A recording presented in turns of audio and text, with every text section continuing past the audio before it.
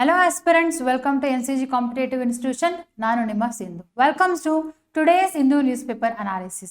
ಇವತ್ತಿನ Hindu news paper ಅಲ್ಲಿ you have to cover these many articles. Okay, so very important one, exam ಪರ್ಸ್ಪೆಕ್ಟಿವ್ಗೆ ತುಂಬಾ important. ಅದರಲ್ಲೂ ಕೂಡ ಒಂದು editorial, recognition of Palestine is more than just a symbolic. Okay, ಇದು ಕೂಡ ಇಂಪಾರ್ಟೆಂಟ್ ಆಗಿರುವಂತಹ ಎಡಿಟೋರಿಯಲ್. ಅದನ್ನ ಬಿಟ್ಟು ಉಳಿದಂತ ಆರ್ಟಿಕಲ್ಸ್ಗಳು ಕೂಡ ಇದಾವೆ, ಅದನ್ನು ಕೂಡ ನಾವು ಡಿಸ್ಕಷನ್ ಮಾಡೋಣ.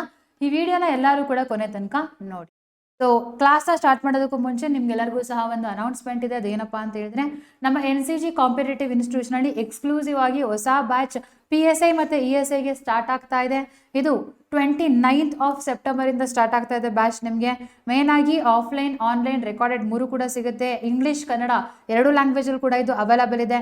ಕಂಪ್ಲೀಟ್ ಆಗಿ ನಿಮ್ಮ ಪೇಪರ್ 1, ಪೇಪರ್ 2 ಮತ್ತೆ 1 ಇಯರ್ ಕರೆಂಟ್ ಅಫೇರ್ಸ್ ಏನಿದೆ ಇದು ಕೂಡ ನಿಮಗೆ ಕಂಪ್ಲೀಟ್ ಆಗಿ ಸಿಗುವಂಥದ್ದು. ಅದ್ರ ಜೊತೆಗೆ ನಿಮಗೆ 1-to-1 mentorship, chapter wise and subject wise test ಇದೆಲ್ಲವೂ ಕೂಡ ಅವೈಲಬಲ್ ಇರುವಂಥದ್ದು. Okay, so there is early bird offer is also there. ಯಾರೆಲ್ಲರೂ ಕೂಡ ಈ ಕೋರ್ಸ್ಗೆ ಜಾಯ್ನ್ ಆಗಬೇಕಂತಿದ್ದೀರಾ ಬೇಗ ಕಾಲ್ ಮಾಡಿ, ಎನ್ಕ್ವೈರಿ ಮಾಡಿ ಕೋರ್ಸಸ್ಗೆ ಜಾಯ್ನ್ ಆಗಿ. ಯಾಕಂದರೆ ನಿಮ್ಗೆಲ್ಲರಿಗೂ ಸಹ ಗೊತ್ತು, ಕರ್ನಾಟಕದಲ್ಲಿ ಅನೌನ್ಸ್ಮೆಂಟ್ ಆಗ್ತಾ ಇದೆ.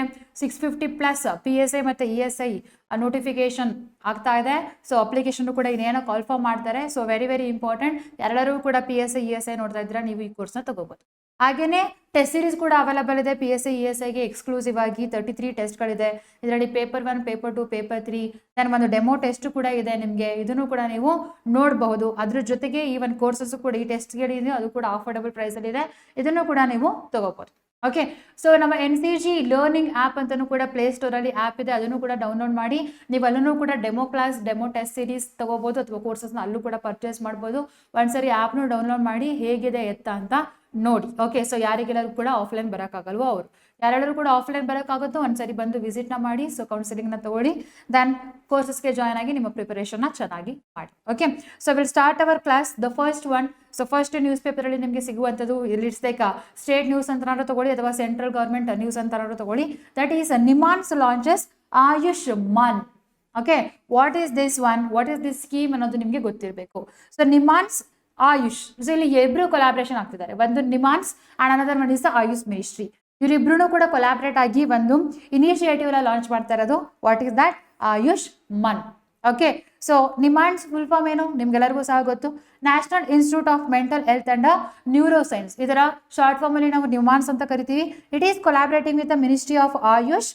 India launch the Ayushman, a month long initiative. Okay, so ಇದು ಯಾವತ್ತು ಲಾಂಚ್ ಆಗಿರೋದು? ನಿನ್ನೆ ಲಾಂಚ್ ಆಗಿರೋದು. ನಿನ್ನೆಯಿಂದ ಲೈಕ್ ಸೆಪ್ಟೆಂಬರ್ 23rd ಇಂದ ಅಕ್ಟೋಬರ್ 23rd ತನಕ ಈ ಇನಿಷಿಯೇಟಿವ್ ಇಂಡಿಯನ್ ಗೌರ್ಮೆಂಟ್ ಲಾಂಚ್ ಮಾಡಿರುವಂಥದ್ದು. ಒಂದು ತಿಂಗಳು ಏನು ಮಾಡ್ತಾರಪ್ಪ ಅಂತಂದ್ರೆ, they are focusing on enhancing the public awareness on the role of integrative approaches in the treatment of mental health and a neurological disorder. Okay, so mental ಹೆಲ್ತ್ಗಳನ್ನ ಯಾವ ಥರ treatment ಮಾಡಬೇಕು ಇದ್ರ ಬಗ್ಗೆ awareness ಕೊಡೋದಾಗಿರ್ಬೋದು.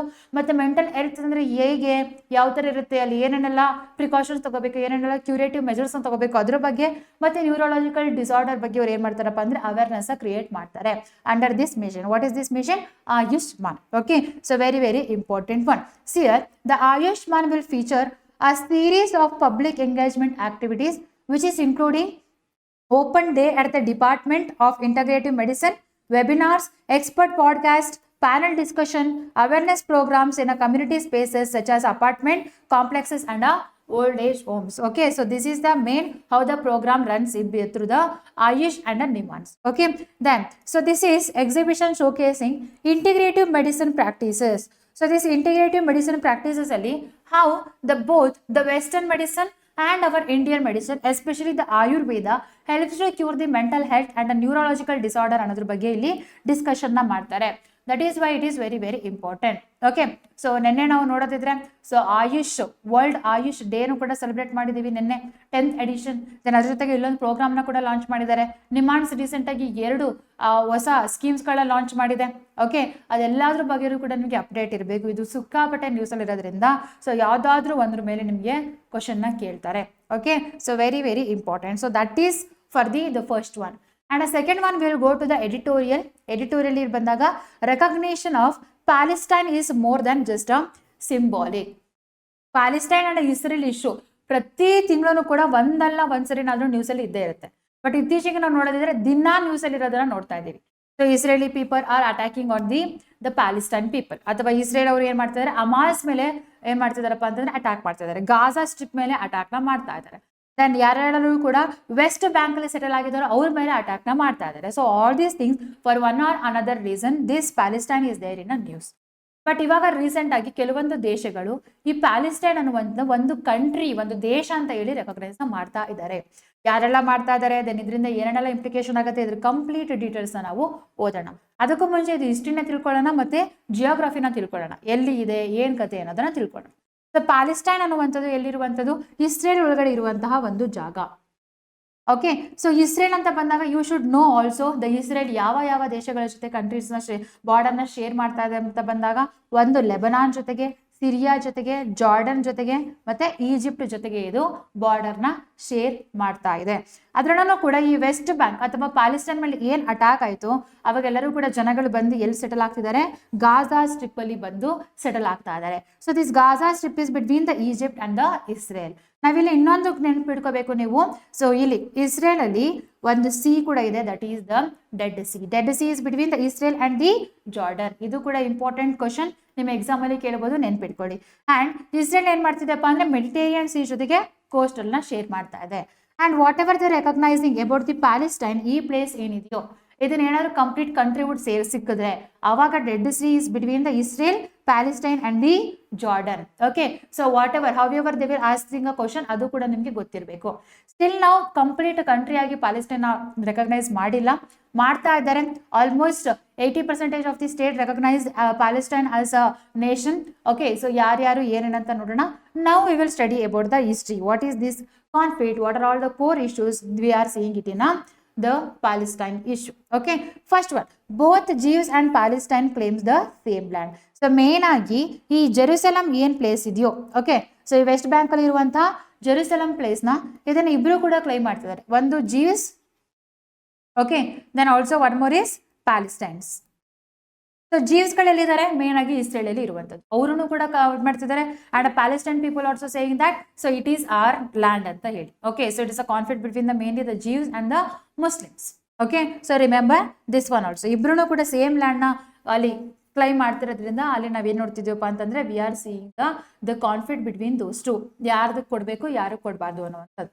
Okay, second one the Zionist movement. So 19th ಸೆಂಚುರಿಯಲ್ಲಿ ಆದಂತಹ Zionist movement ಏನಿದೆಯೋ ಅಲ್ಲಿ they sought national home for a Jews is the Palestine ಅಂತ ಹೇಳಿ.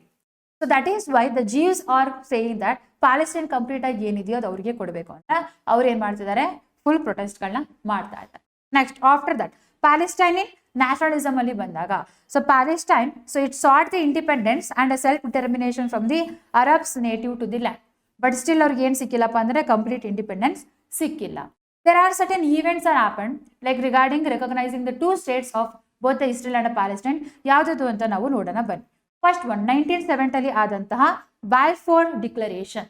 The Balfour declaration, before I am saying that ma'am ಇಷ್ಟೊಂದೆಲ್ಲ ಏನಕ್ಕೆ ಹೇಳ್ತಿದ್ದೀರಾ ಅಂತ ಬಂದಾಗ, ಇಂಟರ್ನ್ಯಾಷನಲ್ ರಿಲೇಷನ್ ಅಲ್ಲಿ ತುಂಬಾ important concept. So Israel and Palestine issue.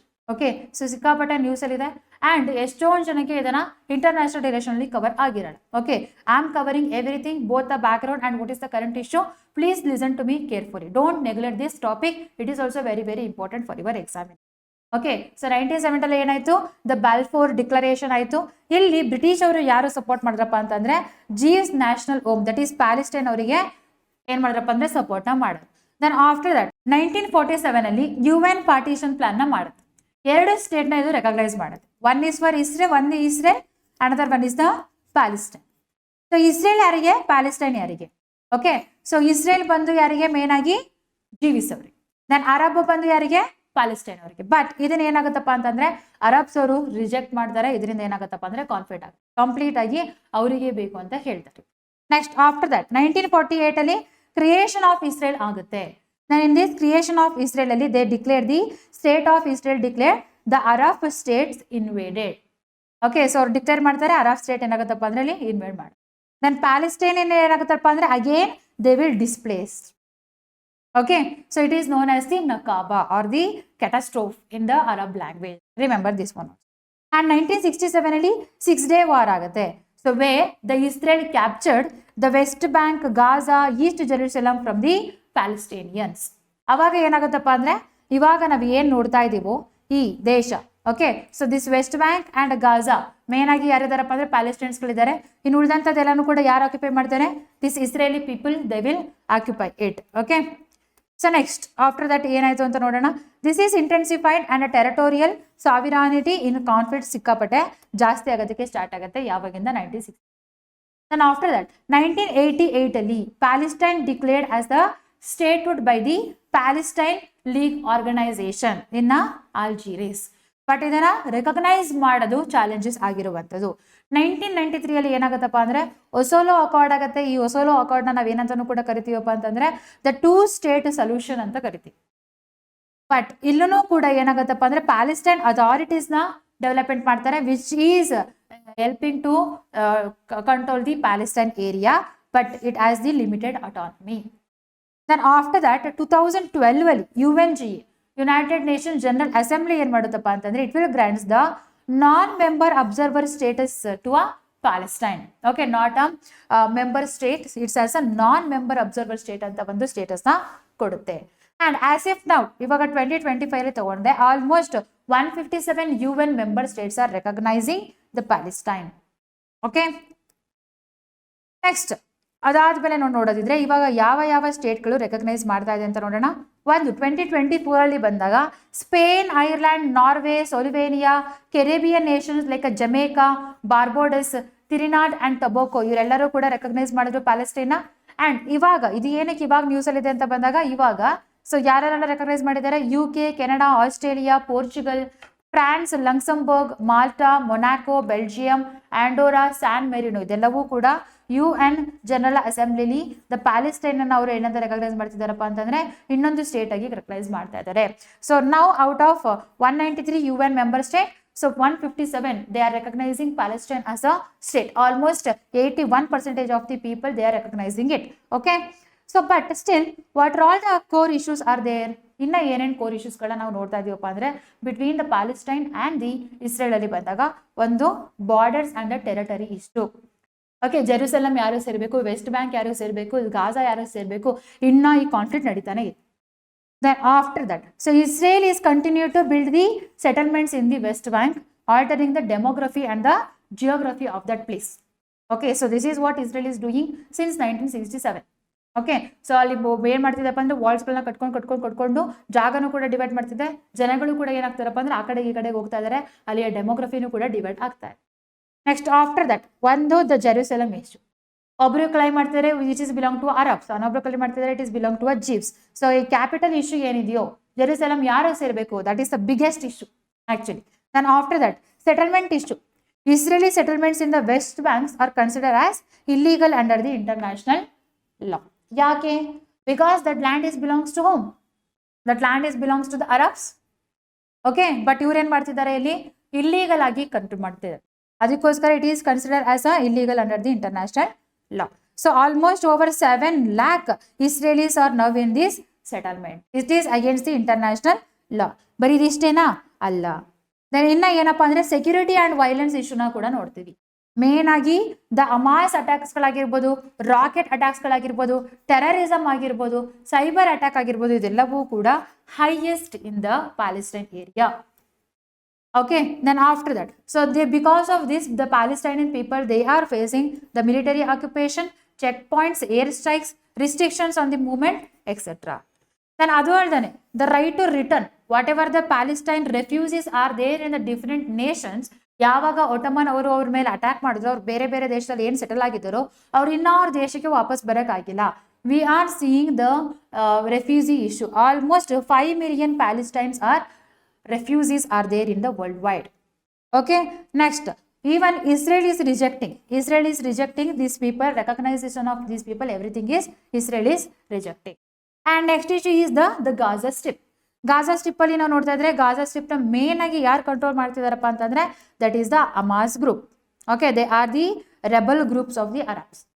Okay, they are controlling this Gaza Strip. Then ಇವರಿಂದ ಏನಾಗ್ತದಪ್ಪ ಅಂತಂದ್ರೆ ಅಲ್ಲಿ ಪೀಸ್ ಸಿಗ್ತಾ ಇಲ್ಲ. ಟೆರರಿಸ್ಟ್ ಅಂತ ಹೇಳಿ ಅವ್ರನ್ನ ರೆಕಗ್ನೈಸ್ ಮಾಡಿದ್ದಾರೆ. Even our India, all the international organisation they recognise Hamas as a terrorist.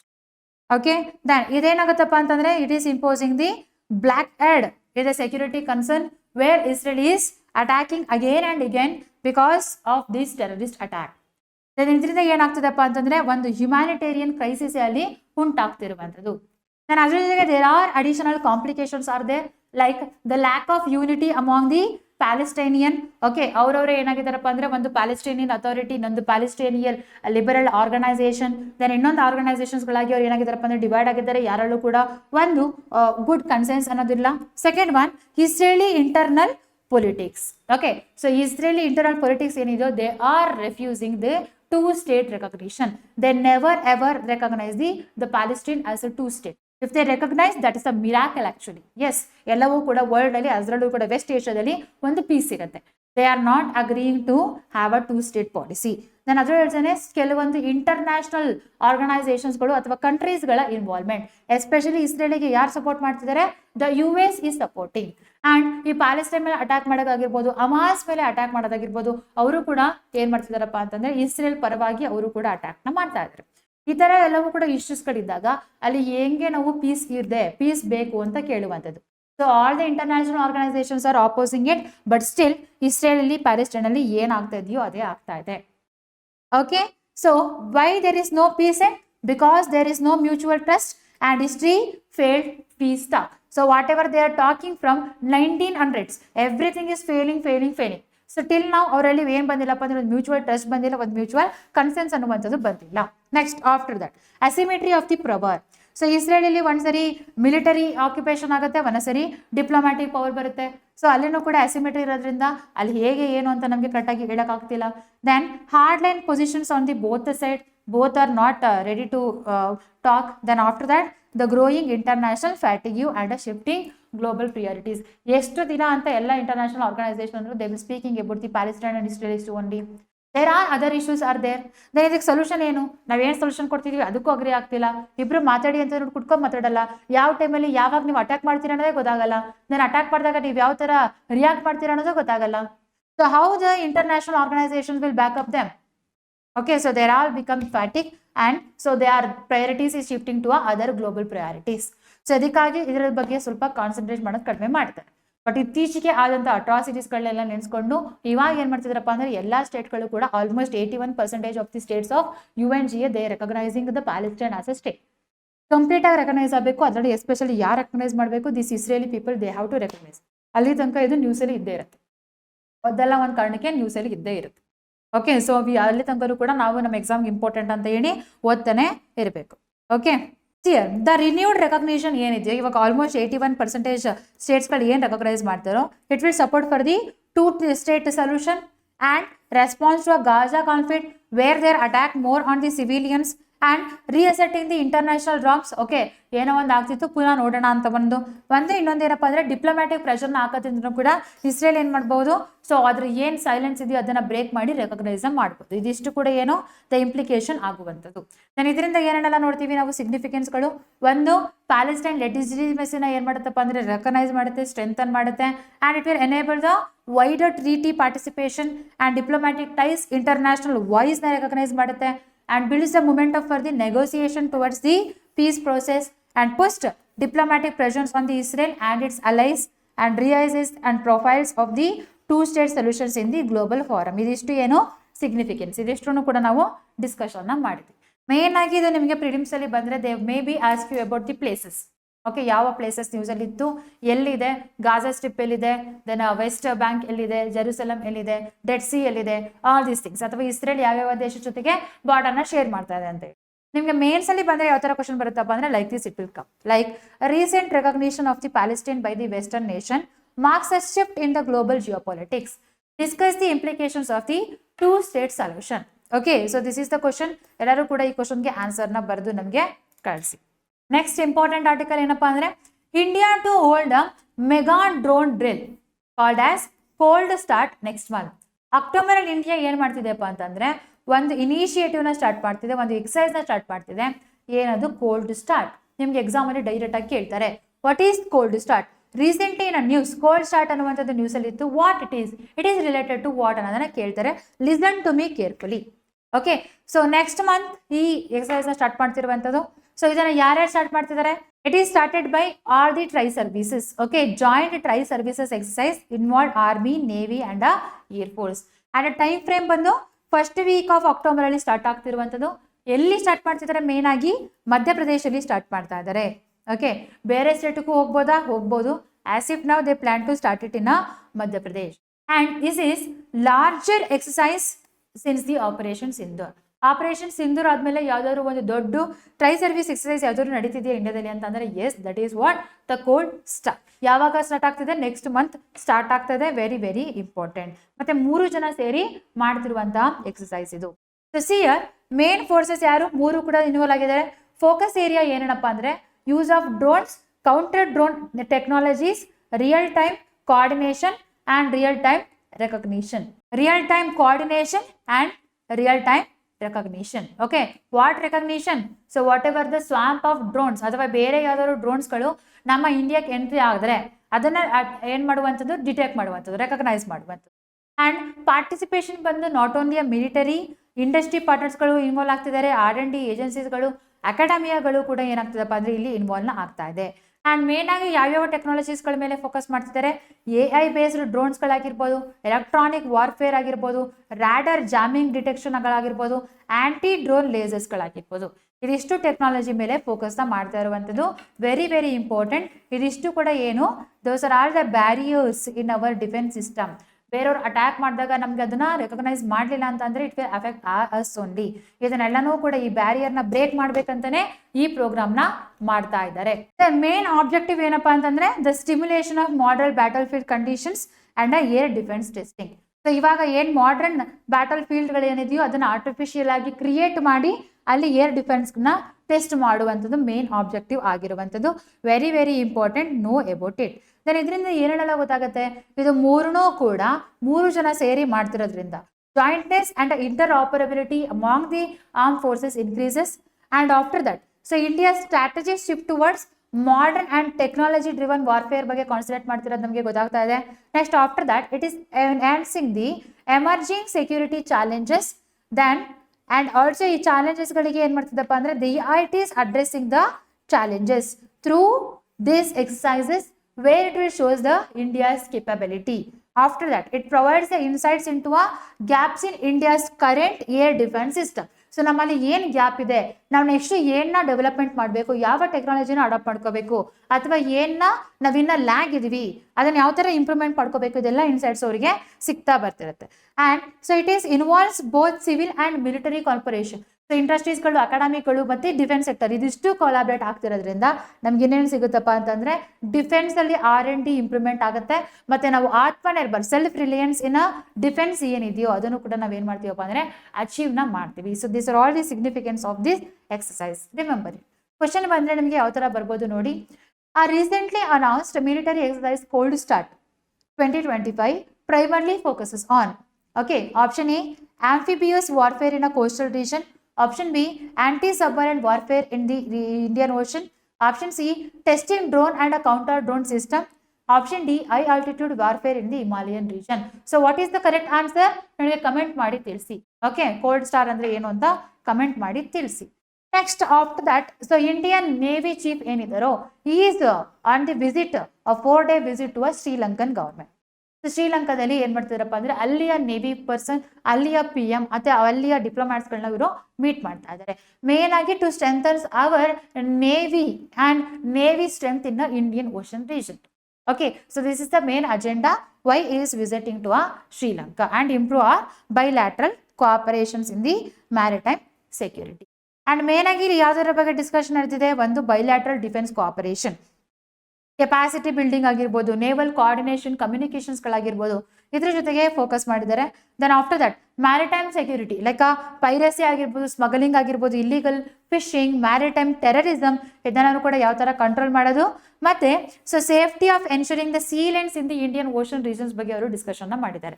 Then after that so Indian naval initiatives ಬಗ್ಗೆನೂ ಕೂಡ ಇಲ್ಲಿ ಮಾತಾಡಿದ್ದಾರೆ. ಸೊ ಈ ಇನಿಷಿಯೇಟಿವ್ಸ್ಗಳನ್ನ ನಾವು ಕಂಟಿನ್ಯೂ ಮಾಡಬೇಕು ಅಂತ ಹೇಳಿ ವೆರಿ ವೆರಿ ಇಂಪಾರ್ಟೆಂಟ್. ಡೈರೆಕ್ಟ್ ಆಗಿ ನಿಮ್ಮ ಎಕ್ಸಾಮ್ಸ್ ಕೇಳ್ಬೋದು. ಯಾವುದೆಲ್ಲ Indian naval initiatives with Sri Lanka ಅಂತ ಬಂದಾಗ, ಒಂದು admiral caps where international sailing regatta hosted by the Indian navy. Second one International Fleet Revive. Okay, so showcasing the naval strength and the cooperation, and they are also speaking about exercise Milan. So Milan ಅಂತಂದ್ರೆ ಏನು, ಹಿಂದಿಲಿ ನಾವು ಮಿಲನ್ ಅಂತ ನೋಡಿದ್ರೆ ಇಬ್ರು ಬಂದು ಸೇರುವುದನ್ನ ನಾವೇನಂತ ಕರಿತೀವಿ, ಮಿಲನ್ ಅಂತ ಕರಿತೀವಿ. ಓಕೆ, ಸೊ ಇಲ್ಲಿ ಯಾವ ನೇಷನ್ ಜೊತೆಗೆ ಮಿಲನ್ ಎಕ್ಸರ್ಸೈಸ್ ಆಗ್ತಿರುವಂಥದ್ದು, ಇಂಡಿಯಾ ಅಂಡ್ ಶ್ರೀಲಂಕಾದ ಬಗ್ಗೆ. So will see about Milan exercise. Milan exercise first time ಯಾವಾಗ ಸ್ಟಾರ್ಟ್ ಆಯಿತು, 1995 ಅಲ್ಲಿ ಸ್ಟಾರ್ಟ್ ಆಯಿತು. It's a Indian naval exercise between India and Sri Lanka. And ಈ ಎಕ್ಸರ್ಸೈಸ್ ಏನಿದೆಯೋ ಇದನ್ನ 2 ವರ್ಷಕ್ಕೆ ಒಂದ್ಸರಿ ಬೈಏನಿಯಲ್ ಎಕ್ಸರ್ಸೈಸ್ ಆಗಿರುವಂಥದ್ದು ಇದು. ನೆಕ್ಸ್ಟ್ ಆಫ್ಟರ್ ದಟ್ ಮೇನ್ ಆಗಿ ಇಲ್ಲಿ ಯಾರು ಹೋಸ್ಟ್ ಮಾಡ್ತಾರೆ, 1 ವರ್ಷ ಇಂಡಿಯಾ ಹೋಸ್ಟ್ ಮಾಡಿದ್ರೆ, ಇನ್ನೊಂದು ವರ್ಷ ಯಾರು ಹೋಸ್ಟ್ ಮಾಡ್ತಾರಪ್ಪ ಅಂದ್ರೆ ಶ್ರೀಲಂಕಾ ಹೋಸ್ಟ್ ಮಾಡುತ್ತೆ. ಲಾಸ್ಟ್ ಎಕ್ಸರ್ಸೈಸ್ ಯಾವಾಗ ಆಗಿತ್ತಪ್ಪ ಅಂತಂದ್ರೆ, ಲಾಸ್ಟ್ ಎಕ್ಸರ್ಸೈಸ್ ಆಗಿರುವಂಥದ್ದು 2024 ಅಲ್ಲಿ. 2024 ಅಲ್ಲಿ ಯಾರು ಕಮಾಮರೇಟ್ ಮಾಡಿದ್ರಪ್ಪ ಅಂದ್ರೆ ಇಂಡಿಯಾ. ಇಂಡಿಯಾದಲ್ಲಿ ಎಲ್ಲಾಗಿತ್ತು, eastern naval command of Visakhapatnam. Visakhapatnam ಎಲ್ಲಿದೆ, ಆಂಧ್ರ ಪ್ರದೇಶದಲ್ಲಿ ಆಗಿರುವಂಥದ್ದು. ಇದ್ರ ಬಗ್ಗೆನೂ ಕೂಡ ಮಾತಾಡಿದ್ದಾರೆ. ಯಾಕಂದ್ರೆ 2026 ನೆಕ್ಸ್ಟ್ ಇಯರ್ ಅಲ್ಲಿ ಈ ಮಿಲನ್ ಎಕ್ಸರ್ಸೈಸ್ ಎಲ್ಲ ಆಗ್ಬೇಕು, ಶ್ರೀಲಂಕಾದಲ್ಲಿ ಆಗ್ಬೇಕು. ಇದ್ರ ಬಗ್ಗೆನೂ ಕೂಡ ಡಿಸ್ಕಷನ್ ನ ಮಾಡಿರುವಂಥದ್ದು. So see here participants friendly navies from the Indo Pacific and beyond. Okay, ಬೇರೆ ಬೇರೆ ಪಾರ್ಟಿಸಿಪೆಂಟ್ಸ್ಗಳು ಇಲ್ಲಿ ಇರ್ತಾರೆ. ಓಕೆ, ಬಟ್ ಮೇನ್ ಆಗಿ it's bilateral exercise between the India and Sri Lanka, hosted by the India and Sri Lanka. That's all. And recent ಆಗಿ ಎಲ್ಲಾಗಿತ್ತು, ಇದು news ಅಲ್ಲಿ ಇರೋದ್ರಿಂದ you should know about it. Okay, next ಇಲ್ಲಿ ಕ್ವಶನ್ ಬಂದ್ರೆ ನಿಮ್ಗೆ ಯಾವ ತರ ಬರ್ಬೋದು ನೋಡಿ. With reference to recent visit of the Indian navy chief to Sri Lanka, which of the following initiatives were discussed as the part of cooperation? ಯಾವ್ಯಾವ್ದ initiatives ಬಗ್ಗೆ ಅವರು ಮಾತಾಡಿದ್ದಾರೆ. Admiral cups, exercise Malabar, international fleet review, the Milan naval interaction. ಯಾವ್ದ್ರ ಬಗ್ಗೆ discussion ಮಾಡಿದ್ದಾರೆ. So ಇದ್ರ basis ಮೇಲೆ ನಿಮಗೆ 4 ಆಪ್ಷನ್ಸ್ ಇದೆ. ಯಾವ ಆಪ್ಷನ್ ಕರೆಕ್ಟ್ ಅನ್ನೋದನ್ನ ನನಗೆ ಕಮೆಂಟ್ ಮಾಡಿ ತಿಳಿಸಿ. This is the second question. Then after that very very important one. So Droupadi Murmu ಅವರು ಏನ್ ಇಶ್ಯೂ ಮಾಡಿದಾರಪ್ಪ ಅಂದ್ರೆ ನ್ಯಾಷನಲ್ ಫಿಲ್ಮ್ ಅವಾರ್ಡ್ಸ್ಗಳನ್ನ ಇಶ್ಯೂ ಮಾಡಿದ್ದಾರೆ. ಅದ್ರ ಜೊತೆಗೆ ದಾದಾ ಸಾಹೇಬ್ ಪಾಲ್ಕೆ ಅವಾರ್ಡ್ನು ಕೂಡ ಇಶ್ಯೂ ಮಾಡಿದ್ದಾರೆ. ಯಾರ್ಯಾರು ಸಿಕ್ಕಿದೆ ಈ ವರ್ಷ ಅನ್ನೋದನ್ನ ನೋಡ್ತಾ ಬರೋಣ ಬನ್ನಿ. So 71st national film awards ceremony ಯಾವಾಗ ನಡೆದಿರುವಂಥದ್ದು, ನಿನ್ನೆ ನಡೆದಿರುವಂಥದ್ದು. ದೆನ್ ಇಲ್ಲಿ ನೋಡಿ, ಸೊ ಈ ಸರಿ ಏನ್ ನಡೆದಿದೆ, ದಟ್ ಇಸ್ 71st ಎಡಿಷನ್ ಆಗಿರುವಂಥದ್ದು. ದೆನ್ ಯಾವ ಫಿಲಮ್ಸ್ಗಳಿಗೆ ಜಾನ್ 1 ಇಂದ ದೆನ್ ಡಿಸೆಂಬರ್ 31 ತನಕ 2023 ಯಾವ್ಯಾವ ಫಿಲಮ್ಸ್ಗಳು ರಿಲೀಸ್ ಆಗಿದೆಯೋ ಅವರಿಗೆ ಏನ್ ಮಾಡಿರುವಂಥದ್ದು, ಈ ಸರಿ ಅವಾರ್ಡ್ನ ಕೊಟ್ಟಿರುವಂಥದ್ದು. ಓಕೆ, ಸೊ ಅನೌನ್ಸ್ಮೆಂಟ್ ಯಾವಾಗ ಆಗಿತ್ತು, ಆಗಸ್ಟ್ 1ಗೆ ಆಗಿತ್ತು. ದೆನ್ ಸೆರೆಮನಿ ಯಾವಾಗ ಇಟ್ಕೊಂಡಿದಾರಪ್ಪ ಅಂದ್ರೆ ನಿನ್ನೆ ಇಟ್ಕೊಂಡಿದ್ರು. ಇಲ್ಲಿ ನೀವು ನೋಡಿದಾಗ ಎಲ್ಲಿ ಆಗಿದೆ ಈ ಸೆರೆಮನಿ, ವಿಜ್ಞಾನ ಭವನ್. ಓಕೆ, ನ್ಯೂ ದೆಹಲಿಯಲ್ಲಿ ಆಗಿರುವಂಥದ್ದು. ನೆಕ್ಸ್ಟ್, ಸೊ ಆರ್ಗನೈಸಿಂಗ್ ಬಾಡಿ ಯಾರಪ್ಪ, ಈ ನ್ಯಾಷನಲ್ ಫಿಲಮ್ ಅವಾರ್ಡ್ಸ್ಗಳನ್ನೆಲ್ಲ ಯಾರು ಕೊಡ್ತಾರೆ, that is national film development corporation, NFDC, which will come under Ministry of Information and Broadcasting. Very very important. ಇದನ್ನು ಕೂಡ ಎಕ್ಸಾಮ್ ಅಲ್ಲಿ ನಿಮಗೆ ಕೇಳಬಹುದು. ನಾನು ಇವಾಗ ಅವಾರ್ಡ್ಸ್ ಬಗ್ಗೆ ನಾವು ನೋಡೋಣ. ಇಲ್ಲಿ ನೋಡಿ, see this people name, famous films. Okay, ಅದಕ್ಕೋಸ್ಕರ ಇವರಿಗೆ ಅವಾರ್ಡ್ಗಳು ಸಿಕ್ಕಿರುವಂಥದ್ದು. First one, the best feature film. 2023 ಆಗಿರುವಂಥ ಬೆಸ್ಟ್ ಫೀಚರ್ ಫಿಲಮ್ ಯಾವುದಪ್ಪ ಅಂದ್ರೆ 12th ಫೇಲ್. ಈ 12th ಫೇಲ್ ಪ್ರೊಡ್ಯೂಸ್ ಅನ್ನ ನೆನ್ಪಿಟ್ಕೊಳ್ಳಿ, ಒಂದೊಂದ್ಸರಿ ನಿಮ್ಮ ಎಕ್ಸಾಮ್ ಅಲ್ಲಿ ಕೇಳ್ತಾರೆ. So it is produce by VC films and it is directed by Vinod Chopra. Very very important. Then best actor ಯಾರು ಸಿಕ್ಕಿದೆಪ್ಪ ಅಂದ್ರೆ, ಇಲ್ಲಿ ಬೆಸ್ಟ್ ಆಕ್ಟರ್ಗಳನ್ನ ಇಬ್ರು ಜೊತೆಗೆ ಶೇರ್ ಮಾಡ್ಕೊಂಡಿದ್ದಾರೆ. ಒಂದು ಶಾರುಖ್ ಖಾನ್ ಸಿಕ್ಕಿದೆ for a Jawan film and Vikrant Massey for the 12th fail. See this picture. Best actor ಯಾರಿಗೆ, ಒಂದು ಶಾರುಖ್ ಖಾನ್, ಇನ್ನೊಂದು Vikrant Massey. Shahrukh Khan for the Jawan and Vikrant Massey for 12th fail. And you are Rani Mukherjee for what film? So that is because of Mr. Chatterjee. Okay, Mr. Chatterjee versus Norway. That is a truth real story of India. ಅದಕ್ಕೋಸ್ಕರ ಅವರಿಗೆ ಸಿಕ್ಕಿರುವಂಥದ್ದು. And ಇವ್ರು ಯಾರು, ಮೋಹನ್ ಲಾಲ್. ಇವರಿಗೆ ಏನು ಸಿಕ್ಕಿದೆ, Dada Saheb Phalke award ಸಿಕ್ಕಿರುವಂಥದ್ದು. ಇದಿಷ್ಟನ್ನು ನೀವು ಮರೆಯೋ ಹಾಗಿಲ್ಲ, ನೆನ್ಪಿಟ್ಕೊಳ್ಳೇಬೇಕು. Okay, so best actors as a said Rani Mukerji. So ಯಾವುದಕ್ಕೆ, ಮಿಸ್ಟರ್ ಚಾಟರ್ಜಿ ವರ್ಸಸ್ ನಾರ್ವೆ ಫಿಲಮ್ಗೆ ಸಿಕ್ಕಿರುವಂಥದ್ದು. And so best director award ಯಾರು ಸಿಕ್ಕಿದೆ, ಬೆಸ್ಟ್ ಡೈರೆಕ್ಟರ್ ಅವಾರ್ಡ್ ಈ ಸರಿ ಸಿಕ್ಕಿರುವಂಥದ್ದು ಕೇರಳ ಸ್ಟೋರಿಗೆ. ಕೇರಳ ಸ್ಟೋರಿಯ ಡೈರೆಕ್ಟರ್ ಯಾರು, that is Sudipto Sen. Very very important. Then Dada Saheb Phalke award, that is for lifetime achievement in the film industry. ಇದ್ರ ಬಗ್ಗೆ ನಾವು ಆಲ್ರೆಡಿ ಡಿಸ್ಕಷನ್ ಮಾಡಿದ್ದೀವಿ. ಈವನ್ ಮೋಹನ್ ಲಾಲ್ ಅವ್ರ ಬಗ್ಗೆನೂ ಕೂಡ ಯಾರು 2 ದಿನದ ಹಿಂದೆ ಕರೆಂಟ್ ಅಫೇರ್ಸ್ನ ನೋಡಿ ನಿಮ್ಗೆ ಫುಲ್ ಡೀಟೇಲ್ಸ್ ಸಿಗುತ್ತೆ. ಓಕೆ, ಯಾರು ಸಿಕ್ಕಿದೆ, ಮೋಹನ್ ಲಾಲ್ ಅವರಿಗೆ ಸಿಕ್ಕಿದೆ. ಆ್ಯಂಡ್ ಬೆಸ್ಟ್ ಸಪೋರ್ಟಿಂಗ್ ಆಕ್ಟರ್ಸ್ ಯಾರು ಸಿಕ್ಕಿದೆಪ್ಪ ಅಂದ್ರೆ ಊರ್ವಶಿ ಅವರಿಗೆ ಸಿಕ್ಕಿದೆ, ಮಲಯಾಳಂ ಫಿಲಂ ಉಳುಕೋಜು. ಓಕೆ, ನೆಕ್ಸ್ಟ್ ಜಾನಕಿ ಬೋಂಡಿವಾಲಾ ಅವರಿಗೆ ವಶ್ ಗುಜರಾತಿ ಫಿಲಂಗೆ ಸಿಕ್ಕಿದೆ. Okay, so best supporting actors ಇಬ್ರು, Urvashi and Janaki Bodiwala. Next after that best supporting actor, ಅಲ್ಲೂ ಕೂಡ ಇಬ್ಬರು ಸಿಕ್ಕಿದೆ. ಒಂದು Vijaya Raghavan and another one is the Muthupettai Somu Bhaskar. Vijaya Raghavan ಅವರಿಗೆ ಪೂಕಳಂ, ಇದು ಕೂಡ ಮಲಯಾಳಂ ಮೂವಿ, ಅಲ್ಲಿ ಇವರಿಗೆ ಸಿಕ್ಕಿದೆ. ಆ್ಯಂಡ್ ಮುತ್ತುಪೆಟ್ಟಿ ಸೋಮು ಭಾಸ್ಕರ್ ಇವರಿಗೆ ಪಾರ್ಕಿಂಗ್ ಅನ್ನುವಂಥ ಮೂವಿಗೆ ಸಿಕ್ಕಿರುವಂಥದ್ದು. And best technical film category ಯಾರು ಸಿಕ್ಕಿದೆಪ್ಪ ಅಂದರೆ ಕೇರಳ ಸ್ಟೋರಿಗೆ ಬೆಸ್ಟ್ ಟೆಕ್ನಿಕಲ್ ಅವರಿಗೆ ಸಿಕ್ಕಿರುವಂಥದ್ದು. Okay, very very important, this slide is very very important. Take a screenshot, ಇಲ್ಲ ಎಲ್ಲ ಒಂದು ಕಡೆ ಬರ್ಕೊಳ್ಳಿ, ನಿಮ್ಮ ಅಪ್ಕಮಿಂಗ್ ಎಕ್ಸಾಮ್ಗೆ ತುಂಬ ಇಂಪಾರ್ಟೆಂಟ್. ಇಲ್ಲಿ ನೋಡೋದಿದ್ರೆ prize money and medals, so ಯಾವುದೆಲ್ಲವೂ ಕೂಡ ಬೆಸ್ಟ್ ಫೀಚರ್ ಫಿಲಮ್ಸ್ಗಾಗಿರ್ಬೋದು, ಬೆಸ್ಟ್ ಡೈರೆಕ್ಟರ್, ಬೆಸ್ಟ್ ಆಕ್ಟರ್ಸ್ಗಳು, ಇವ್ರಿಗೆಲ್ಲರೂ ಕೂಡ ಏನು ಕೊಡ್ತಾರಪ್ಪ ಅಂದರೆ ಸ್ವರ್ಣ ಕಮಲ್, ಗೋಲ್ಡನ್ ಲೋಟಸ್ನ ಕೊಡ್ತಾರೆ, ಒಂದು ಮೆಡಲ್ ಪ್ಲಸ್ 3 lakh rupeesನ ಕೊಡುತ್ತೆ ಸೊ ಇಂಡಿಯನ್ ಗೌರ್ಮೆಂಟ್ ಕಡೆಯಿಂದ. Then other then that other category like supporting character ಆಗಿರ್ಬೋದು, ದೆನ್ ಟೆಕ್ನಿಕಲ್ ಫಿಲಮ್ಸ್ಗಳಾಗಿರ್ಬೋದು, ಇವರೆಲ್ಲರೂ ಕೂಡ ಸಿಲ್ವರ್ ಲೋಟಲ್ ರಜತ್ ಕಮಲ್ನ ಕೊಡ್ತಾರೆ ಪ್ಲಸ್ 2 lakh ಮನಿ ಕೊಡ್ತಾರೆ. ಸೊ ಮನಿ ಯಾವುದಕ್ಕೆ ಎಷ್ಟು ಕೊಡ್ತಾರೆ, ಯಾವ ಮಿನಿಸ್ಟ್ರಿ ಇದನ್ನು ರೆಕಗ್ನೈಸ್ ಮಾಡ್ತಿರುವಂಥದ್ದು, ಯಾವುದು ಆರ್ಗನೈಸಿಂಗ್ ಬಾಡಿ, ಯಾವಾಗ ಆಯಿತು, ಎಷ್ಟನೇ ಫಿಲಮ್ ಫೇರ್ ಅವಾರ್ಡ್, ದೆನ್ ಯಾವ ಫಿಲಮ್ಗೆ ಅವಾರ್ಡ್ ಬಂದಿದೆ, ಇದೆಲ್ಲವೂ ಕೂಡ important. Make a note of it. See here question ಬಂದರೆ ಯಾವ ಥರ ಬರ್ಬೋದು ನಿಮಗೆ ಅಂತೇಳಿ. Consider the statements about the 71st national film award 2025. 12th fail won the best feature film. Shahrukh Khan won the best actor jointly for a Jawan and a 12th fail. Katal, a jackfruit mystery on the best in the feature film. A Kerala story on the best supporting actor for his actress. Best supporting actress for his actress. ಹೌದಾ? Check ಮಾಡಿ ಯಾವ answer correct ಆಗಿದೆ ಅನ್ನೋದನ್ನ comment ಮಾಡಿ ನನಗೆ ತಿಳಿಸಿ. Very very important. Next our education ministry ಏನು ಮಾಡ್ತಿದಾರಪ್ಪ ಅಂತ ಹೇಳಿದ್ರೆ, is also organising one of the virtual contest called as the buildathon. Viksit Bharat buildathon, very very important. So ನಿಮಗೆ ಡೈರೆಕ್ಟ್ ಆಗಿ ಕೇಳ್ಬೋದು, Viksit Bharat buildathon 2025 is related to, ಅಥವಾ ವಿಕಾಸಿತ್ ಭಾರತ್ ಬಿಲ್ಡಥಾನ್ ಯಾವ ವರ್ಷದಲ್ಲಿ ಆಯಿತು, ಯಾವ ಮಿನಿಸ್ಟ್ರಿ ಕೆಳಗಡೆ ಬರುತ್ತೆ. All these things are important. So very very important, ನೋಡ್ತಾ ಬನ್ನಿ.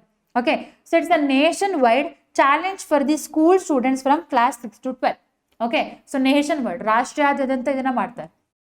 ಕ್ಲಾಸ್ 6 to 12 ಅವರಿಗೆ ಇರುವಂತಹ ಒಂದು ಕನ್ಸೆಂಟ್ ಅಂತಾನೆ ಹೇಳ್ಬೋದು.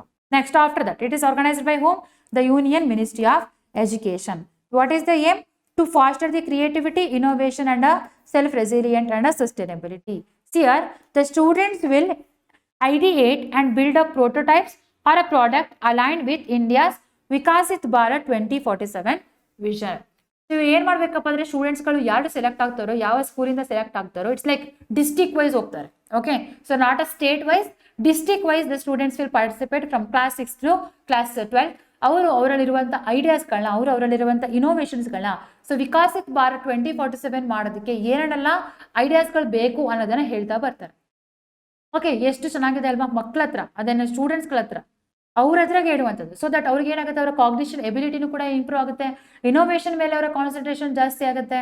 ದೆನ್ ಅವರು ಕೂಡ ಏನು ಮಾಡ್ತಾರಪ್ಪ ಅಂದರೆ ನೆಕ್ಸ್ಟ್ ಫ್ಯೂಚರ್ಗೆ ಕಾಂಟ್ರಿಬ್ಯೂಟ್ ಮಾಡ್ತಾರೆ. ಯಾಕಂತಂದರೆ ಇಂದಿನ ಮಕ್ಕಳೇ ಮುಂದಿನ ಪ್ರಜೆಗಳು ಅಂತ ನಾವು ಹೇಳ್ತೀವಿ. ಸೊ ವೆರಿ ವೆರಿ ಇಂಪಾರ್ಟೆಂಟ್, ಇದೆಲ್ಲವೂ ಕೂಡ ನೆನ್ಪಿಟ್ಕೊಳ್ಳಿ. Okay, so it's the name. What is the name? Vikasit Bharat Bildodhan, Union Ministry, class 6 to 12. Then almost 6 lakh school they are participating, and total students targeted are 12 crore students. 6 lakh school, 12 crore students ಗಳನ್ನ ಇಲ್ಲಿ target ಮಾಡಿರುವಂಥದ್ದು. October 13th ಗೆ ಇದು live innovation event ಆಗಿ ಏನಾಗುತ್ತಪ್ಪ ಅಂತಂದ್ರೆ all over India ತೋರಿಸ್ತಾ ಬರ್ತಾರೆ. Next after that ಇಲ್ಲಿ ಪ್ರೈಸ್ ಬಂದು ಯಾರು ವಿನ್ ಆಗ್ತಾರೋ ಅವರಿಗೆ 1 crore rupees. Okay, what is the one? 1 crore rupees is the prize. Okay, district wise recognition, state wise and a national level recognition ಅವರಿಗೆ ಸಿಗ್ತಾ ಬರುತ್ತೆ. Okay, so very very important one. Main objectives ಏನಪ್ಪ ಇಲ್ಲಿ ಅಂತಂದ್ರೆ, it will encourage the grass root innovation especially in the school level. ಅದರಿಂದ young ಏಜ್ಗಳಲ್ಲೇ ಮಕ್ಕಳಿಗೆ ಏನಾಗುತ್ತೆ, ಇನೋವೇಷನ್ ಕಲ್ಚರ್ ಬೆಳೆಯುತ್ತೆ. ಅದ್ರ ಜೊತೆಗೆ it will promotes the ideas like Viksit Bharat, Atmanirbhar Bharat, indigenous knowledge system, sustainability, etc. Okay, so it encourages teamwork, creativity and problem solving in the children. So very very important buildathon. So recognize ಮಾಡಿರುವಂಥದ್ದು ನೀವು ಕೂಡ ನಿಮ್ಮ ಎಕ್ಸಾಮ್ಗೆ ನೋಡಬೇಕು. ಸಿಯರ್ ನಿಮ್ಗೆ ಎಕ್ಸಾಮಲ್ಲಿ ಕ್ವಶನ್ ಬಂದರೆ, with reference to Viksit Bharat buildathon 2025, consider the following statement. It's a innovation competition for the college students to develop AI based startups college students, AI based startups. Check it. Next, it's organized by Ministry of Education, targets the school students from class 6 to 12. So either A ಒಂದು ಸರಿಯಾಗಿಲ್ಲ, ಎರಡು ಸರಿಯಾಗಿಲ್ಲ, ಎರಡಿದ್ರೆ ಒಂದೇ ಸರಿಯಾಗಿರಲ್ಲ. So you have to see between 1 and 2. The total prize pool is 1 crore and a winners will be selected at a multiple levels. ಹೌದಾ? Check ಮಾಡಿ ಯಾವ statement correct ಆಗಿದೆ ಅಲ್ಲಿ ನನಗೆ ಆನ್ಸರ್ನ ಕಮೆಂಟ್ ಮಾಡಿ ಹೇಳಿ. And last article of the day, very very important, IPR Gandhinagar roadmap for India's fusion power plants. What is this IPR? Intellectual property rights? No. So IPR means Institute for Plasma Research. Where is the Institute of Plasma Research is there in India? That is in a Gandhinagar. Where is the Gandhinagar? Gandhinagar is the capital of Gujarat. Okay. So as proposed roadmap to develop the India's first fusion electricity generator. So first electricity generator from the fusion reactor. ಇದರ ಹೆಸರು ಏನಪ್ಪಾ ಅಂತಂದ್ರೆ SST Bharat. Very very important for your examination. SST Bharat full form ಏನು? Steady state superconducting tokamak Bharat. Steady state superconducting tokamak Bharat. So tokamak ಅನ್ನುವಂಥದ್ದು ಏನೂ ಅಲ್ಲ, ಒಂದು cone shaped, okay, ಒಂದು cone shaped vessel. So inside that where the fusion is taking place. Observe this picture. So this is the picture of the tokamak. ಒಂದು cone shaped vessel which where the fusion is taking place, ನಾವು ಅದನ್ನ tokamak ಅಂತ ಕರಿತೀವಿ. So steady state superconducting tokamak ಭಾರತನ ಏನ್ ಮಾಡ್ತಿದಪ್ಪ ಅಂದ್ರೆ ಯಾರು ಡೆವಲಪ್ಮೆಂಟ್ ಮಾಡ್ತಾ ಇದ್ದಾರೆ? That is IPR, Indian plasma institute. ಎಲ್ಲಿದೆ? Gandhinagar. They are developing it. It's the first electricity generator using the fusion technology. So ಫಿಷನ್ಗೂ ಫ್ಯೂಷನ್ಗೂ ಏನು ವ್ಯತ್ಯಾಸ? ಫಿಷನ್ ಅಲ್ಲಿ ನಾವು ನೋಡೋದಿದ್ರೆ ಏನ್ ನೋಡ್ತೀವಿ? ಫಿಷನ್ ಅಲ್ಲಿ ಯಾವ್ದಾದ್ರು ಒಂದು ಎಲಿಮೆಂಟ್ ಇದ್ರೆ ಅದು ಸ್ಪ್ಲಿಟ್ ಆಗೋದನ್ನ ನೋಡ್ತಾ ಬರ್ತೀವಿ. Whereas in a fusion the elements they will come up and ಏನಾಗುತ್ತಪ್ಪ ಅಂತಂದ್ರೆ ಒಂದಕ್ಕೊಂದು ಜಾಯಿನ್ ಆಗಿ ಇನ್ನೊಂದು ಬಿಗ್ ಎಲಿಮೆಂಟ್ ಆಗುವಂಥದ್ದು. See here the tritium is there and a deuterium, 2 hydrogen molecule, ಅವೆರಡು ಕೂಡ ಸೇರಿ ಫ್ಯೂಸ್ ಆಗಿ ಏನಾಗುತ್ತೆ? ಹೀಲಿಯಂ ಮಾಲಿಕ್ಯೂಲ್ ಆಗುತ್ತೆ and it will exhibit the one of the neutron. So why the new fusion power is very very important? We know that we want to develop a clean energy, renewable energy, sustainable energy. Then ಅದಕ್ಕೆ best opportunity ಯಾವುದಪ್ಪ ಅಂದ್ರೆ nuclear energy. Nuclear ಎನರ್ಜಿನ ಎರಡು ತರ ನಾವು generate ಮಾಡ್ಬೋದು, ಒಂದು fission ಇಂದ, ಇನ್ನೊಂದು ಫ್ಯೂಷನ್ ಇಂದ. So whatever the fusion reaction is happening, ಅದರಲ್ಲಿ ಸಿಕ್ಕಾಪಟ್ಟೆ ರೇಡಿಯೇಷನ್ಸ್ಗಳು ಎಮಿಟ್ ಆಗುತ್ತೆ. ಮತ್ತೆ ಅದನ್ನ ಕಂಟ್ರೋಲ್ ಮಾಡ್ಬೇಕಂದ್ರೆ ಸಿಕ್ಕಾಪಟ್ಟೆ ಕಷ್ಟ, ಅದರ ವೇಸ್ಟೇಜ್ ಡಿಸ್ಪೋಸ್ ಮಾಡ್ಬೇಕಂದ್ರೆ ಸಿಕ್ಕಾಪಟ್ಟೆ ಕಷ್ಟ, ಒಂದು ರೀತಿಯಲ್ಲಿ ಅಲ್ಲಿ ಹಾರ್ಮ್ ಇರುವಂಥದ್ದು. Whereas in a fusion technology, if you develop the fusion technology, ಇದು ಯಾವುದ್ರದ್ದು ಪ್ರಾಬ್ಲಮ್ ಇರಲ್ಲ. From the small molecules fusion only ನಮಗೆ ಸಿಕ್ಕಾಪಟ್ಟೆ ಎನರ್ಜಿ ಸಿಗುತ್ತೆ. ಓಕೆ, ಇದರಿಂದ ಏನಾಗುತ್ತಪ್ಪ ಅಂತಂದ್ರೆ ನಾವು ರಿನ್ಯೂವಬಲ್ ಎನರ್ಜಿನೂ ಕೂಡ ಜನರೇಟ್ ಮಾಡ್ಬೋದು. What ever the green energy ಅದರ ಸಸ್ಟೈನಬಿಲಿಟಿ ಕೂಡ ಮೇಂಟೈನ್ ಮಾಡ್ಬೋದು. ನಾವು ಫಾಸಿಲ್ ಫ್ಯೂಯಲ್ಗೆ ಏನು ಬೇರೆ ದೇಶದ ಮೇಲೆ ಡಿಪೆಂಡ್ ಆಗಿದ್ದೀವಿ ಅದನ್ನು ಕೂಡ ರೆಡ್ಯೂಸ್ ಮಾಡ್ಬೋದು. Then so it is a cleanest one. Then ಈಸಿಯಾಗಿ ಏನು ಮಾಡ್ಕೋಬೋದಪ್ಪ ಅಂದ್ರೆ ಹ್ಯಾಂಡಲ್ ಮಾಡಬಹುದು. Not like a fusion one. Handle ಮಾಡೋದಕ್ಕೆ ಏನೋ ದೊಡ್ಡ ಟೆಕ್ನಾಲಜಿ ಬೇಕು, ಅದಕ್ಕೆ ಒಂದು ದೊಡ್ಡ ರೂಮ್ ಬೇಕಂತಾನೆ ಏನೂ ಇಲ್ಲ. ಬಟ್ ಏನು ಈ ಫ್ಯೂಷನ್ ಎನರ್ಜಿ ಆಟಮ್ಸ್ಗಳನ್ನ ಫ್ಯೂಸ್ ಮಾಡಿ ಅಲ್ಲಿ ಎನರ್ಜಿನ ಜನರೇಟ್ ಮಾಡುವಂಥದ್ದು, that is still in experimental stage. That is experimenting by different tokamaks. Especially ನಾವು ನೋಡೋದಿದ್ರೆ ಒಂದು ITER ಪ್ರಾಜೆಕ್ಟ್ ಅನ್ನುವಂಥದ್ದು ಇದೆ. What is this ITER project? International thermonuclear experimental reactor ಅನ್ನುವಂಥದ್ದು. So this international thermometer experimental ರಿಯಾಕ್ಟರ್ನ ಎಲ್ಲಿ ಡೆವಲಪ್ಮೆಂಟ್ ಮಾಡ್ತಿದಾರಪ್ಪ ಅಂತಂದ್ರೆ ಫ್ರಾನ್ಸ್ ಅಲ್ಲಿ. This is a fusion tokamak or fusion reactor which is developing by the France. Okay, but France ಅಲ್ಲಿ development ಮಾಡ್ತಿರುವಂಥದ್ದು. There are many countries are contributing to it. Even India is also one of the partner in the ITER project. UK collaborate ಇದೆ, USA ಇದೆ, EU ಇದೆ, France ಇದೆ, Spain ಇದೆ, Japan ಇದೆ, so ಎಲ್ಲರೂ Germany ಇದೆ. ಇವರೆಲ್ಲರೂ ಕೂಡ ಕೊಲಾಬ್ರೇಟ್ ಆಗಿ ಮಾಡ್ತಿರುವಂತಹ ಒಂದು fusion reactor where they are developing, it is in France. Then there are 2 tokamaks are there. ಒಂದು west tokamak. Tokamak is nothing but where the fusion reaction is happening. This vessel is called as the tokamak. There are 2 tokamaks are there. One the west tokamak. West tokamak ಎಲ್ಲಿದೆಯಪ್ಪ ಅಂತಂದ್ರೆ UK ಅಲ್ಲಿ ಇದೆ. Then another one is the east tokamak. Where is the east tokamak? That is in China. China is developing and west tokamak ಯಾರು development ಮಾಡ್ತಿದ್ದಾರೆ? UK. And ಇಂಡಿಯಾನು ಕೂಡ ತನ್ನದೇ ಆದಂತಹ ಟೊಕಾಮ್ಯಾಕ್ನ ಜನರೇಟ್ ಮಾಡ್ತಿದೆ. What is that? State study superconducting tokamak Bharat. Okay, remember all these things, very very important. Then ನಮ್ಮ target ಏನಪ್ಪಾ ಅಂತ ಹೇಳಿದ್ರೆ ಇದರ full scale demonstration by the 2060, 2060 ನಾವು ಫುಲ್ ಇದನ್ನ ಜನರೇಟ್ ಮಾಡಬೇಕು. ಫುಲ್ ಇದರಿಂದ ಪವರ್ ಜನರೇಷನ್ ಮಾಡಬೇಕು ಅನ್ನುವಂಥದ್ದು ನಮ್ಮ ಗೋಲ್ ಆಗಿರುವಂಥದ್ದು. Remember this one also. Then what is the strategic and economic importance of ಬಂದಾಗ as I said it's a clean energy, nearly limitless energy sources. Okay, so continuous ಆಗಿ energy ಸಿಗ್ತಾ ಇರುತ್ತೆ, ಯಾವುದೇ ತರಹದ ಸ್ಟಾಪ್ಸ್ನೆಸ್ ಇರೋದಿಲ್ಲ. could contribute significantly to India's energy security, net zero emission goal ಆಗಿರ್ಬೋದು. then ಅದಾದ್ಮೇಲೆ so whatever the dependency is there on the other nation, the fossil fuels and a nuclear fission, ಅದನ್ನ ನಾವೇನ್ ಮಾಡ್ಬೋದು, ಕಡಿಮೆ ಮಾಡ್ಬೋದು. ಕಮರ್ಷಿಯಲ್ ವಯಾಬಿಲಿಟಿ ಇರೋದ್ರಿಂದ long term ಚಾಲೆಂಜಸ್ಗಳು ಏನಿದೆಯೋ ಅದನ್ನು ಕೂಡ ನಾವೇನ್ ಮಾಡ್ಬೋದಪ್ಪ ಅಂದ್ರೆ ಕಂಟ್ರೋಲ್ ಮಾಡ್ಬೋದು. Next government support and partnership ಇಂದ ಇನೋವೇಷನ್ ಕೂಡ ನಾವು ಡೆವಲಪ್ಮೆಂಟ್ ನ ಮಾಡಬಹುದು. But there are challenges in the research. ಒಂದು, the developing these reactors is the very very big challenge ನಾವು. ಓಕೆ, ಸೊ ನಾವು ಟಾರ್ಗೆಟ್ 2060 ಅಂತ ಅನ್ಕೊಂಡಿದ್ವಿ, ಬಟ್ 2060 ಅಷ್ಟೊಳಗೆ ಅಚೀವ್ ಮಾಡ್ತೇವಿಲ್ವಾ, we don't know. Okay, so west tokamak 2040 ಅಷ್ಟೊಳಗೆ ಮಾಡ್ಬೇಕಂತ ಅನ್ಕೊಂಡಿದ್ದಾರೆ. ನನ್ನ ಈಸ್ಟ್ ಟೋಕಮಾಕ್ ಅವರು 2030 ಅಷ್ಟೊಳಗೆ ಮಾಡ್ಬೇಕಂತ ಅನ್ಕೊಂಡಿದ್ದಾರೆ. ಬಟ್ ಇದೆಲ್ಲವೂ ಕೂಡ ಸಕ್ಸಸ್ಫುಲ್ ಆಗ್ತಿದೆಯಾ, we have to wait and see. Okay, so ITER ಅಲ್ಲಿ ಡೆವಲಪ್ಮೆಂಟ್ ಮಾಡ್ತಿರುವಂಥ ರಿಯಾಕ್ಟರ್ ಆ್ಯಂಡ್ ವೆಸ್ಟ್ ಟೋಕಮಾಕ್ ಏನಿದೆಯೋ ಅಲ್ಲಿ ಆಲ್ಮೋಸ್ಟ್ ಅವ್ರು ಏನು ಮಾಡಿದಾರಪ್ಪ ಅಂದರೆ 30 ಮಿನಿಟ್ಸ್ ತನಕನೂ ಕೂಡ ಈ ಫ್ಯೂಷನ್ ರಿಯಾಕ್ಷನ್ನ ಮಾಡಿದ್ದಾರೆ. ಆ್ಯಂಡ್ ನಿಮ್ಮ ಇಂಡಿಯನ್ ಕೆಪಾಸಿಟಿ ಮುಖಾಂತರ ನಾವೇನು ಮಾಡ್ಬೋದಪ್ಪ ಅಂದರೆ 16 ಸೆಕೆಂಡ್ಸ್ ತನಕ ಫ್ಯೂಚರ್ ಎನರ್ಜಿನ ಜನರೇಟ್ ಮಾಡ್ಬೋದು ಅಂತ ಹೇಳಿದೆ. But we need a continuous supply of the energy. ಅದನ್ನು ಜನರೇಟ್ ಮಾಡಬೇಕಂದ್ರೆ ಇನ್ನೂ ಎಷ್ಟು ವರ್ಷಗಳಾಗುತ್ತೋ ಏನಾಗುತ್ತೋ ಗೊತ್ತಿಲ್ಲ ನಮಗೆ. Okay, so very very important ಇದು. ನಾನು ಇದಕ್ಕೋಸ್ಕರ ಏನು ಮಾಡಿದಾರಪ್ಪ ಅಂದರೆ ಸೈಂಟಿಸ್ಟ್ಗಳು rather then developing the physical one, ಅಲ್ಲಿ ಏನಾಗುತ್ತೆ ಏನಾಗಲ್ಲ ಅಂತ ನಾವು ನೋಡೋದಕ್ಕಿಂತ ಒಂದು ಡಿಜಿಟಲ್ ಟ್ವಿನ್ನ ಮಾಡೋಣ. Same thing, the physical equipment ಹೆಂಗಿದೆಯೋ ಅದೇ ಥರ ಎಲ್ಲ ಫೀಚರಲ್ಲಿ ಡಿಜಿಟಲ್ ಒನ್ನ ಮಾಡಿ ಅದರಲ್ಲಿ ಡಿಜಿಟಲಿ ಎಕ್ಸ್ಪೆರಿಮೆಂಟ್ನ ಮಾಡುವಂಥದ್ದು. ಆ ಡಿಜಿಟಲಿ ಎಕ್ಸ್ಪೆರಿಮೆಂಟ್ ಏನಾದರೂ ಸಕ್ಸಸ್ ಆಯಿತು ಅಂತ ಹೇಳಿದಾಗ ಅದನ್ನು ಏನು ಮಾಡುವಂಥದ್ದು, ಫಿಸಿಕಲ್ ಆಗಿ ಮಾಡುವಂಥದ್ದು. Okay, but what ever this virtual replica, the digital twin ಮಾಡಿ ಅಲ್ಲಿ ಎಕ್ಸ್ಪೆರಿಮೆಂಟ್ ಮಾಡಬೇಕು ಅಂತ ಏನು ಹೇಳ್ತಿದ್ದಾರೋ ಅದು ನಾನು ಹೇಳ್ತಿರುವಷ್ಟು ಸುಲಭ ಅಲ್ಲ. That is also one of the challenges. And India ಗ್ಲೋಬಲಲ್ಲಿ ನ್ಯೂಕ್ಲಿಯರ್ ಎನರ್ಜಿಲಿ ಫಸ್ಟ್ ಬರಬೇಕು ಅಂತ ಹೇಳಿದ್ರೆ ಇನ್ನು India has to face the many challenges. Okay, ಅದನ್ನೆಲ್ಲದರಿಂದ ಔಟ್ಕಮಿಂದ ಆಚೆ ಬರಬೇಕು, ಇನೋವೇಷನ್ ಮಾಡಬೇಕು, ಪಬ್ಲಿಕ್ ಸೆಕ್ಟರ್ ಕೊಲಾಬ್ರೇಷನ್ ಬೇಕು, ಜನಗಳ ಇನ್ವಾಲ್ವ್ಮೆಂಟ್ ಬೇಕು. All these things are challenges to India. And west tokamak and east tokamak ಜೊತೆನೂ ಕೂಡ ಏನು ಮಾಡಬೇಕು, ಕಾಂಪಿಟೇಷನ್ನ ಮಾಡಬೇಕು. So these are all the challenges we are as if ನಾವು we are seeing in the developing the fusion technology. Okay, so ನಿಮಗೆ tokamak ಬಗ್ಗೆ ಪ್ರಿಲಿಮ್ಸಲ್ಲಿ ಕ್ವಶನ್ ಬರ್ಬೋದು.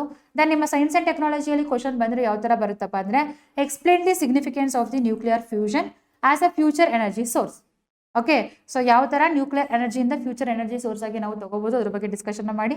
And discuss the challenges India face in the realising the commercial fusion power. So what are all the challenges India is facing and what measures India can take ಅನ್ನೋದನ್ನು ಕೂಡ ಏನು ಮಾಡ್ಬೋದು ನೀವು ಇಲ್ಲಿ ಹೇಳಿ. ಓಕೆ, ಸೊ ಇಷ್ಟು ಹೇಳಿದ್ರೆ ಏನಾಗುತ್ತಪ್ಪ ಅಂದರೆ ನಿಮ್ಮ ಆನ್ಸರ್ ಕಂಪ್ಲೀಟ್ ಆಗುವಂಥ. ಸೊ ಇಷ್ಟು ಆರ್ಟಿಕಲ್ಸ್ನ ನೀವು ಇವತ್ತಿನ ಹಿಂದೂ ನ್ಯೂಸ್ ಪೇಪರಲ್ಲಿ ಕವರ್ ಮಾಡಬೇಕಾಗಿದೆ. ಕವರ್ ಮಾಡಿದಾರಾ? Yes, you did it. Congratulations to you. Okay, so ಇದೇ ಥರ ನಾವು ಪ್ರತಿದಿನವೂ ಕೂಡ ಆರ್ಟಿಕಲ್ಸ್ಗಳನ್ನ ಎಡಿಟೋರಿಯಲ್ಗಳನ್ನ ಡಿಸ್ಕಸ್ ಮಾಡ್ತಾ ಇರ್ತೀವಿ. ದಿನ ನಮ್ಮ ಕ್ಲಾಸಸ್ನ ನೋಡಿ ಮಿಸ್ ಮಾಡ್ದೇ ನಿಮ್ಮ ಕಾನ್ಸೆಪ್ಟ್ ಎಲ್ಲವೂ ಕೂಡ ಕ್ಲಿಯರ್ ಆಗುತ್ತೆ. ಇದ್ರ ಜೊತೆಗೆ ನಮ್ಮ ಚಾನಲ್ನ ಸಬ್ಸ್ಕ್ರೈಬ್ ಮಾಡಿ, ನಿಮ್ಮ ಫ್ರೆಂಡ್ಸ್ಗಳು ಕೂಡ ಶೇರ್ ಮಾಡಿ. ನಮ್ಮ NCG ಕಾಂಪಿಟೇಟಿವ್ ಇನ್ಸ್ಟಿಟ್ಯೂಟ್ನಲ್ಲಿ ಹೊಸದಾಗಿ ಎಕ್ಸ್ಕ್ಲೂಸಿವ್ ಬ್ಯಾಚಸ್ಗಳು KSಗೆ ಮತ್ತು PSI PC ಬ್ಯಾಚಸ್ಗಳು ಸ್ಟಾರ್ಟ್ ಆಗ್ತಾ ಇದೆ. ಎರಡರೂ ಕೂಡ ಇಂಟ್ರೆಸ್ಟ್ ಇದ್ದರೆ ಈ ಕೋರ್ಸಸ್ಗಳನ್ನ ನೀವು ಜಾಯಿನ್ ಆಗ್ಬೋದು. ಅಥವಾ ನಮ್ಮ NCG ಲರ್ನಿಂಗ್ ಆ್ಯಪನ್ನು ಕೂಡ ಡೌನ್ಲೋಡ್ ಮಾಡ್ಕೊಂಡು ನೀವು ಕ್ಲಾಸಸ್ಗಳನ್ನ ಟೆಸ್ಟ್ ಸೀರೀಸ್ಗಳನ್ನ ತೊಗೋಬೋದು. ದೆನ್ ಡೆಮೋ ಕ್ಲಾಸಸ್ಗಳನ್ನು ಕೂಡ ನೀವು ತೊಗೋಬೋದು. ಓಕೆ, ಸೊ ಒಂದು ಸರಿ ಆಫ್ಲೈನ್ ಸೆಂಟರ್ಗೂ ಬನ್ನಿ ಅಥವಾ ಕಾಲ್ ಮಾಡೇನೆ ಕೌನ್ಸಿಲಿಂಗ್ನ ತಗೊಳ್ಳಿ. So whatever is easier to you, do that one.